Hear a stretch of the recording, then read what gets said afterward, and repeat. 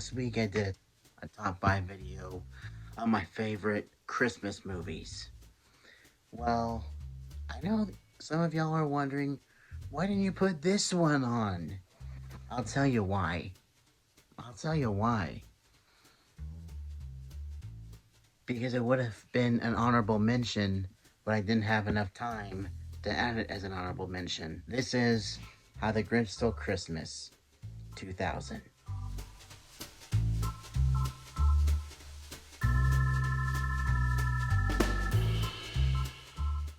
I absolutely love the Grinch. I love Jim Carrey. He's so hilarious, and everything he does is gold. And I love Cindy Lou. She's such a sweetheart. And I especially love Cindy Lou because she's sort of the driving force behind the movie, and she really helps get the message across. And I do not like the mayor, but I'll get to him later. Alright, so the story is basically the same as the book, somewhat, except they obviously give a backstory, and I really want to say this one thing about the mayor, but I'll have to wait. But basically, the terrible things that the Grinch does isn't really his fault. And obviously, the movie has to have a villain somehow. And sure, he does steal Christmas. I'm not saying that what he does is justified, but it's just not his fault. And he does obviously sneak into everyone's houses and steal their presents, and then go back up to Mount Crumpet and mistreat his dog Max and all that. But overall, I love the story, and ever since I was 8 years old, it's been one of my favorite Christmas movies, and I'm kicking myself for not putting it on my top 5 list last week. What I didn't like about the movie, it's this one thing about the mayor. It's his fault that things go to shit. It's his fault. Not the Grinch, the mayor. The mayor's the real villain. The Grinch is just the scapegoat. I mean, think about it. The mayor bullied the Grinch as a kid, saying that he needs to shave. And when he does shave, he says, "Look at that hack job." And embarrasses the Grinch in front of his crush. And then years later, refuses to talk about the Grinch. Even if he did not know that the Grinch was in town when this happened, still. But also, just when the Grinch is nominated to be the cheermeister, instead of being a good sport about it, he's just so sarcastic, like, he didn't show. Who could have predicted this?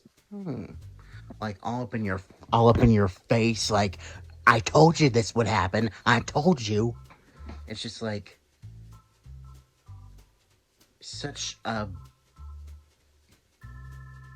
I hate him.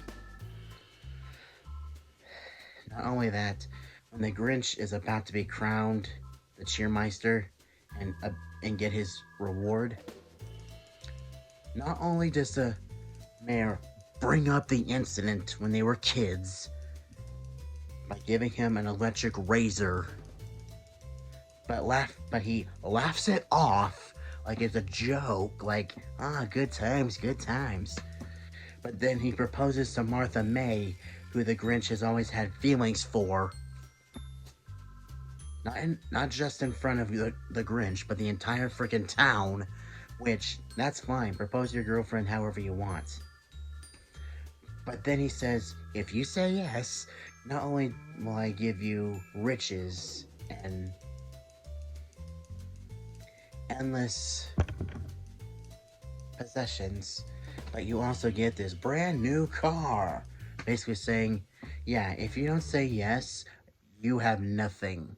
It's just like, ugh. And then when the Grinch goes back to being a douchebag, you know, being the Grinch, the mayor still does not take responsibility. And again, I'm not justifying the Grinch's actions, but you can't help but feel sorry for him at the same time when he's doing all that stuff.